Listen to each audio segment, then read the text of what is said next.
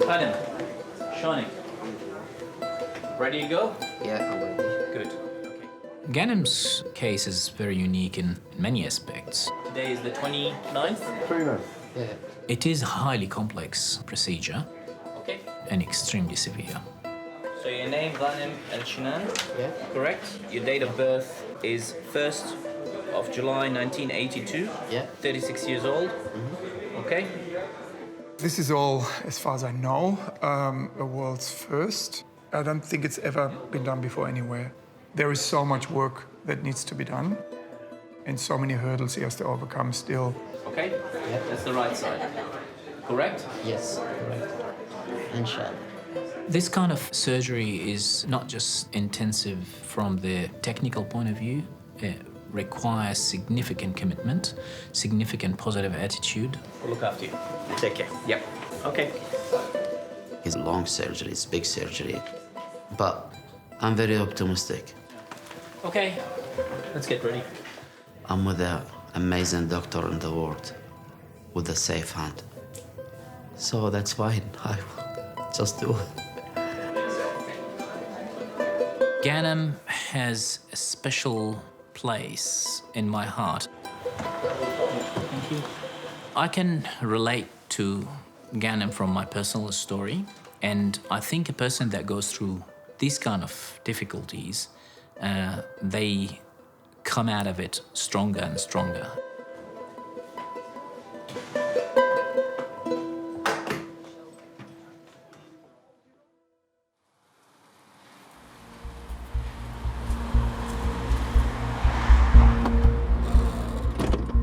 Ghanim was a labourer working across various building sites across Sydney. So on November 6, 2018, he was working on a low-rise apartment building and the job was almost done, so he was working on the top floor. The job changed my life. This job sign, it's very hard. And even I can't watch the building. I never be even in this area again. The job he was supposed to be doing was placing steel reinforcement bars into the wall cavity of this worksite. And I start to put the bars inside the wall. That's all what I remember. My understanding that Ghanim was holding a metal bar, and somehow that metal bar have touched a live wire. He's essentially had a huge electric shock and he's lucky to be alive. His heart stopped and I'm pretty sure he was like clinically dead at some point. There tends to be an entry point and an exit point for high voltage electricity. So I think he's conducted through both hands. Through the left, he's conducted across his chest. He's conducted up his right arm. It's blown out the back of his shoulder. I hear all this story after, they say you had electric shock, big electric shock. It was a daytime, but we see on the sky looks like a fireworks. He was brought to our intensive care unit. He was stable, but he had a large amount of dead tissue on him, and I didn't think his hands were viable. It looked almost like if you'd kept the sausage on the barbecue too long and it popped. Backs exploded, hip exploded, arms exploded, just raw. I was crying that time. I talked to the doctor, please do anything, don't cut my arms. It was really hard to tell him that he was going to lose both hands because that's a slow thing to process for people.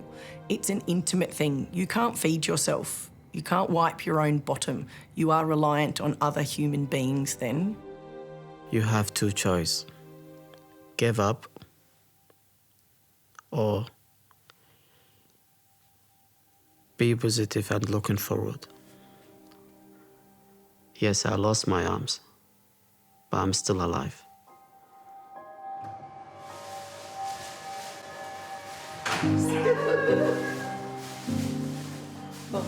He had 6 operations here at Concord. Got a bag. And he was here for 3 months. Welcome back. Oh, no. Good to see you. Good to see you. The day that he accepted he was going to lose his limbs, he became this inspirational, positive person that he would overcome this. One of the biggest jobs when you first got here was crowd control. We had a sea of people outside ICU, and then your clever day when you worked out that you could use your great toe to use a mouse on the floor. I remember walking in that day and went, Yeah. he's going to be just fine. I don't think Ghanim would be here if he didn't have a positive attitude. Munjed heard about Ghanim through the Iraqi community because obviously they share a common heritage. Before the accident, I heard about Munjed al Muderis, and I was really proud because he's Iraqi too. Dr Munjed al Muderis is a world-renowned orthapaedic surgeon who specialises in preparing amputees for the attachment of prosthetic limbs.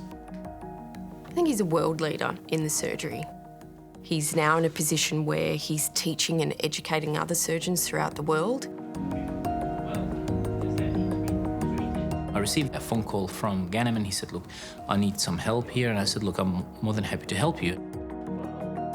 I think Ghanim is important to Munjed. There's similarities, obviously, in the journeys and the hurdles that they've had in life.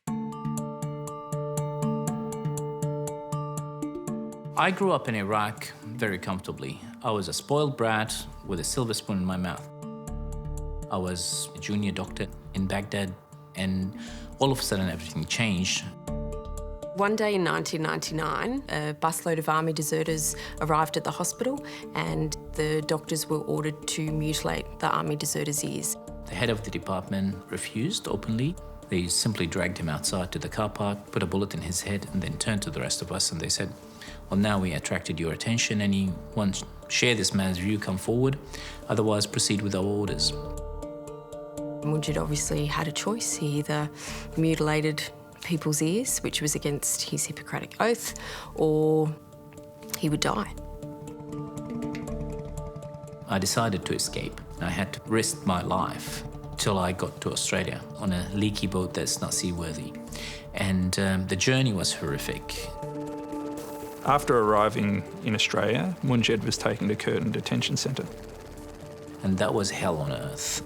I was stripped of my human identity. I was called by number 982 for almost a year. Eventually, I was found to be a legitimate refugee and I was given a visa.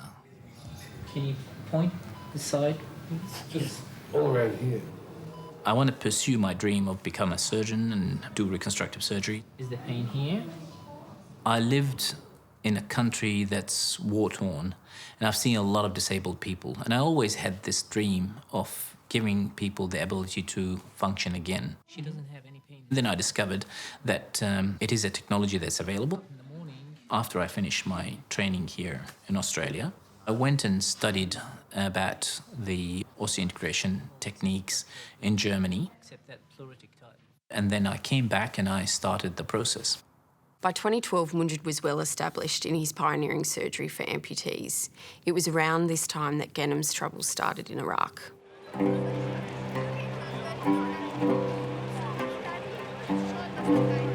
Ghanim was from southern Iraq. He had a wife and 3 young boys and he was working as a policeman. Part of Ghanim's role was to take notes and prepare reports as part of interrogations.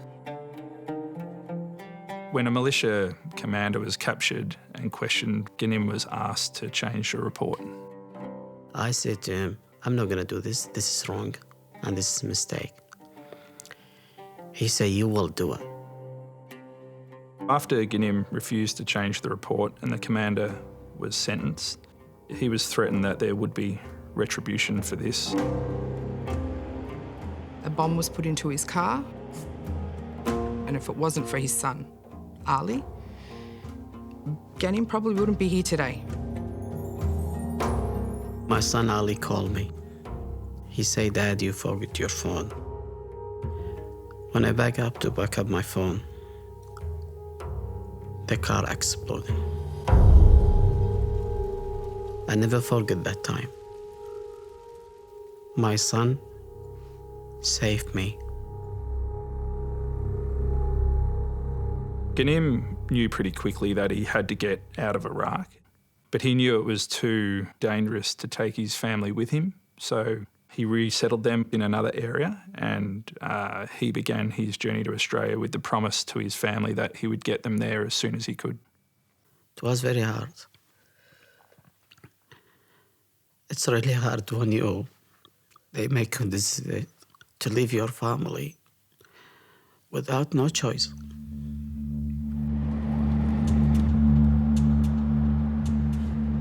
Ghanim made his way to Indonesia, where he got on a leaky fishing boat. At the time he arrived at Christmas Island, the government's policy had changed, and Ghanim was sent to Nauru. It was the mental health conditions that were what made Nauru so difficult. You wake up morning, you find someone hanging himself, someone killing himself. Eventually, the men were offered an opportunity to relocate to Australia as long as they signed a document that said they would restart their processing. Ghanim unfortunately signed that document. So it's not a permanent protection visa. It would mean that he could never bring his family here to be with him. We don't have any choice. We have to.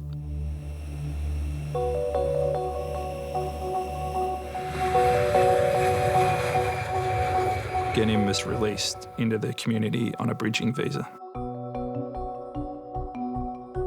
The group of Iraqi men with whom Ghanim was a part of, they seemed to settle reasonably well, and a lot of them found work as carpenters and in the kind of construction work and in trades. It was very, very nice life, but only one thing, it's make me keep thinking my family to be here. Ghanim knew he had to get his family out of Iraq, and he managed to get them to safety in Finland, where they were welcomed with open arms as refugees. That day, it was really make me really happy and my family safe.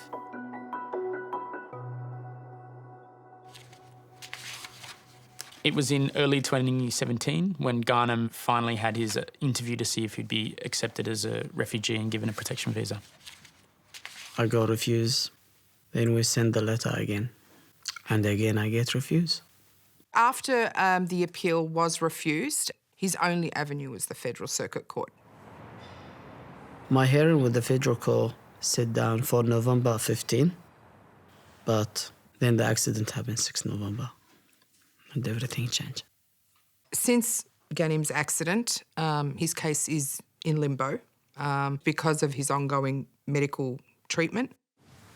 So this arm is functional. As you can see, you can move it, okay? Munjed took over Ghanim's care in January and he moved him to Macquarie Hospital. That's good range, which is good. He then went through another round of surgery to prepare him for the final osseointegration surgery. Osseointegration simply means joining or integrating with the bone. So it's a connection of an implant with the living bone. It allows the patient to use mind-controlled robotics. According to the doctors, it's never been done before on someone who's lost both arms. So this is the implant. Australia and our team is definitely the leading team in the world at the moment in osseointegration surgery. So there are critics of osseointegration. They thought this is a completely crazy idea because a piece of metal sticking out of skin is definitely going to have an infection. X-ray. But we are proving now that it does work. I might be able to refashion all of this scar. Ghanim's is a highly complex procedure. And preserve your function. Because of the electric burn, because of the nature, it's bilateral, because it's below the elbow. Are they sensitive?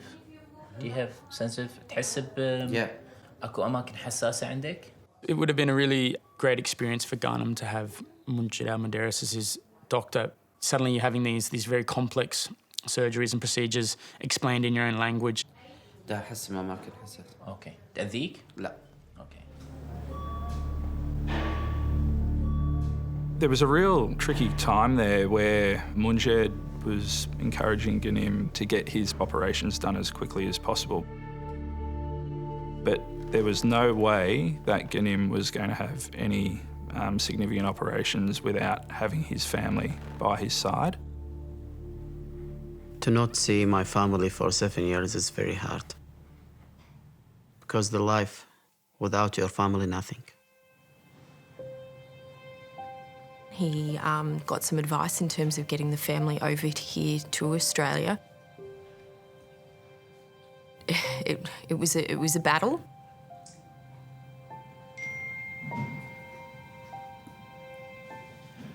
I was really very close to lose my hope. Till when my lawyer, she's coming to the hospital, and she said, your family get proof for a visa to coming to Australia.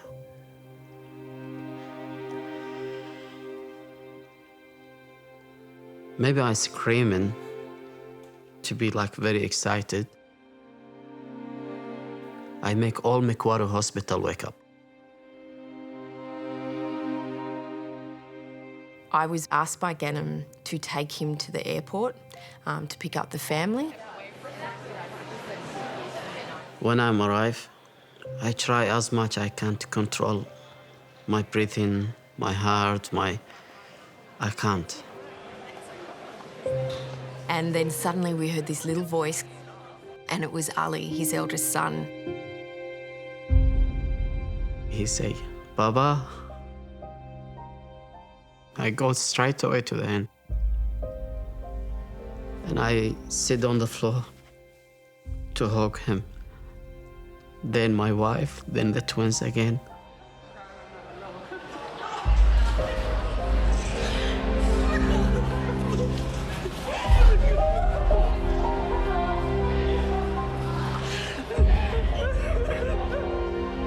That time I feel like just like my life, real life, just to start now.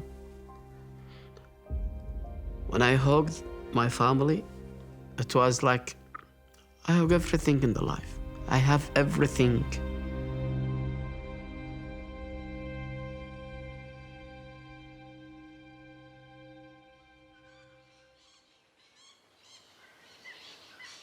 بس ممكن انت تتوقعين so right above elbow amputation وبالنسبة للجهة اليسرى راح نسوي له osseointegration للعظمين الراديوس والulnar. Okay? So just your signature here because he cannot sign. Now my family next to me, I will go with a smile and my eyes closed to my surgery. Inshallah. The operation that we are about to do now, if everything goes well, according to plan, then Ghanim will have a very strong chance that he would be fitted with robotic arms and move on with his life. 2 teams work on each arm separately, and it will take possibly 10 hours. The left side involve insertion of high tensile strength titanium implants into the residual bone and connecting these implants into a robotic arm. The way that arm is made to work is that the electrodes and software in the arm can read tiny twitches in the muscles in the remaining arm to open and close the hand. The right arm is a lot more complex, so we had to go above the elbow. We have to utilize muscles that normally not functioning to operate a finger and regroup them in order to operate the finger again. Though it's completely different procedure and maybe 100 times more complex, it's the same philosophy. He think about moving his thumb and the thumb will move. Everything went according to the plan. It went very well. Perfect. Yeah. It's good. Yeah.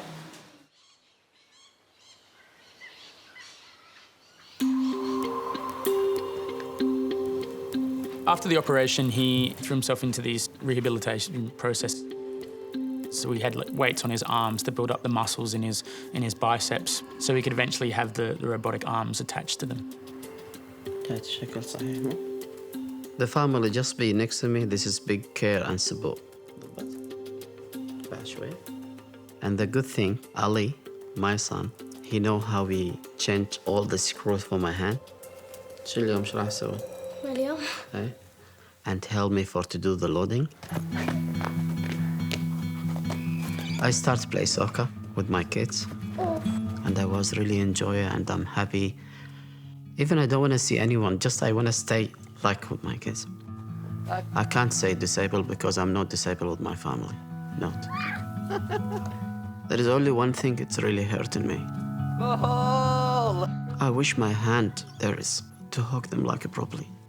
But I believe that always what's happening, there is a reason behind. The reason is I lost my arms to see my family after 7 years.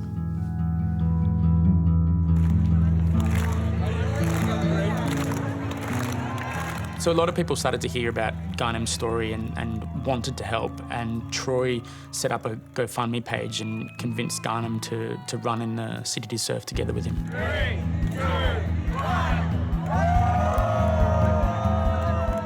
I just thought he still has his legs, and what can we do, you know, in terms of him having impact and making a bit of a statement. And he was just like, I'm there, I'm going to do it. Everyone, when they saw me, they was really happy and excited. So well, Ghanim. Some people, they give me some support. Good on you, mate. Keep going.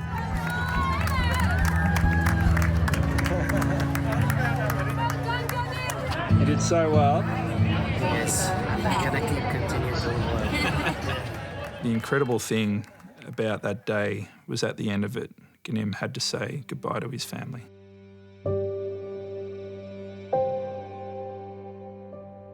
The visitor's visa only allowed the family to stay 3 months at a time, and there was an enormous effort to get Ghanim's 3 boys into school here in Sydney, but that just simply wasn't possible. So Ghanim saw it as best for them to return to Finland where they could get an education. He said waking up the next morning was one of his most horrific moments that he can remember. Don't know how he did it. I mean, how do you go into a house that was full of laughter and children and noise to nothing? It was a very difficult time for him. He was not in a good spot after they left. It was quite noticeable.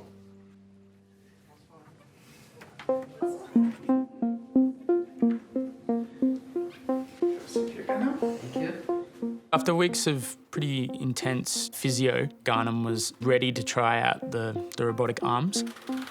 And I think there was a lot of excitement, but a lot of nerves around whether he would be able to use them, how they would function, would it be easy or difficult? Would it revolutionise his life, or would it be a poor substitute for his actual arms? Very good. Yeah.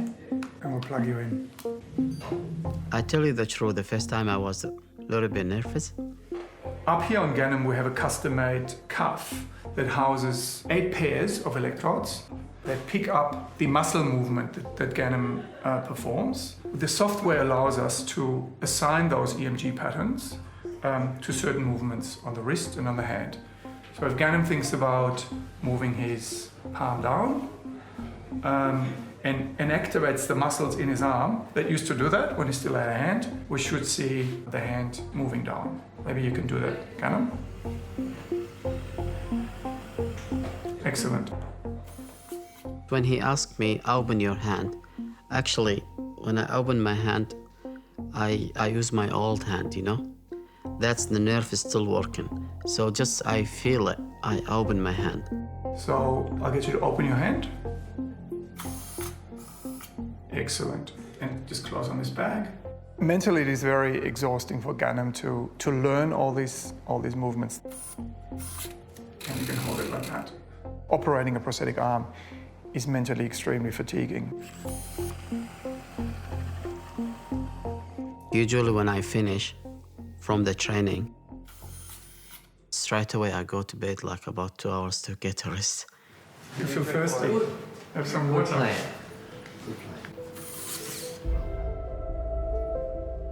So far, Ghanim has proven to us that whatever you throw at him, he will work with, and he exceeded all our expectations. The last training, when I done it, it was amazing. The first time I drink water by myself.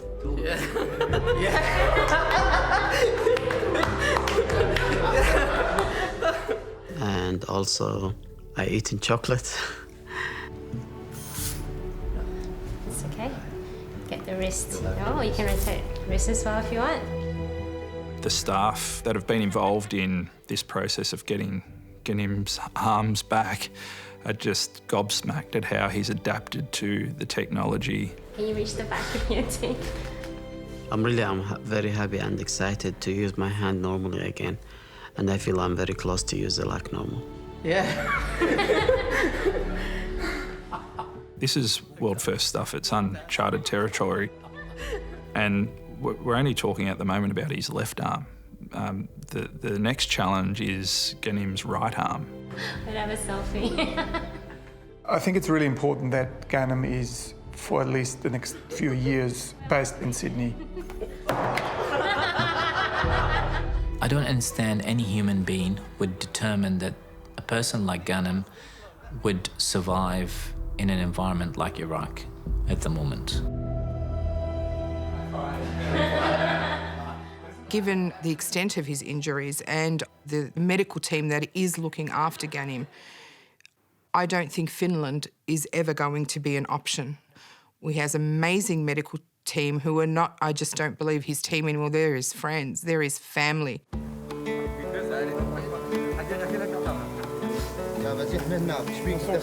I can't even imagine what it would be like to lose your arms, but within this tragedy there has been this kind of silver linings of meeting wonderful people like Troy and his family and, you know, connecting more with the Iraqi community and seeing how they've supported him. In the absence of his family, who are now in Finland, he's had other people kind of step in and support him. That's it, big smile. Look up here. Yay! I'm very lucky I have these friends. Some of them, they come in with me, same boat. They stay with me with a bad day and a good day. They always support me. Just I want to say thank you very much for all your company. Come and enjoy me at my home. I hope you enjoy the food, and here you are. Welcome. The people who live in Australia, they give me some support and they write in and they say, you have a good power, you're a strong man, continue. It's mean a lot for me. Ghanim strikes me as someone who's thirsty for life and doesn't come across as someone who's feeling very sorry for himself. And that's a very important element that is required to achieve success. All what I need, just to be in one place and safe and simple with my family. I still have hope. I never lost my hope. If I lost my hope, I'm not here right now.